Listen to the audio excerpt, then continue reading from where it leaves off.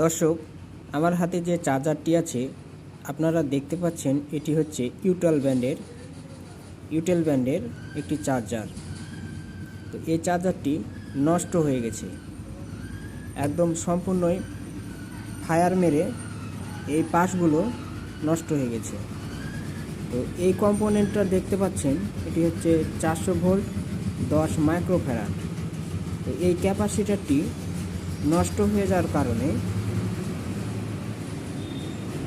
এখানে থাকা এই আইসিটি নষ্ট হয়ে গেছে। এই আইসিটির কাজ মূলত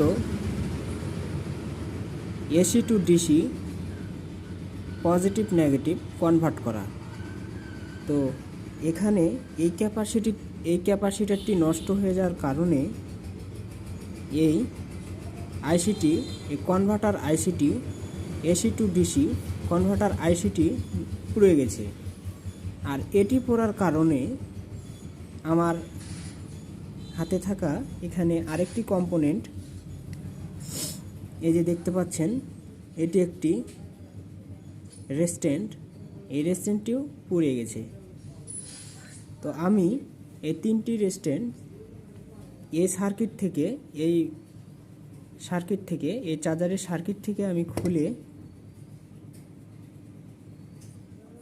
ফেলে দিয়ে এখানে থাকা কিছু ভালো ক্যাপাসিটার এবং কিছু ভালো রেজিস্ট্যান্টগুলো এটার সার্কিটে লাগালাম। তো এখন আমরা দেখব চার্জ হচ্ছে কিনা। চলুন দেখাই।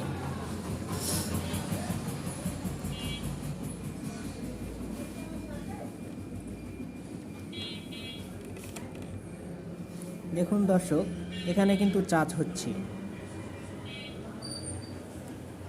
এটা সুইচ দেওয়া আছে, এই যে বন্ধ করলাম, এখন কিন্তু হচ্ছে না। আমি যখন সুইচটা দেব, এই দেখেন, তো এখন সম্পূর্ণই ঠিকঠাক আছে। এখন আমি চার্জ দিয়ে দেখাবো। আমার হাতে এই কেবলটি আছে,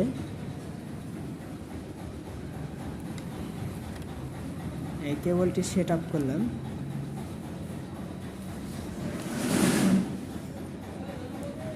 তো এখন আমরা এখন একটি চার্জার লাগিয়ে দেখব।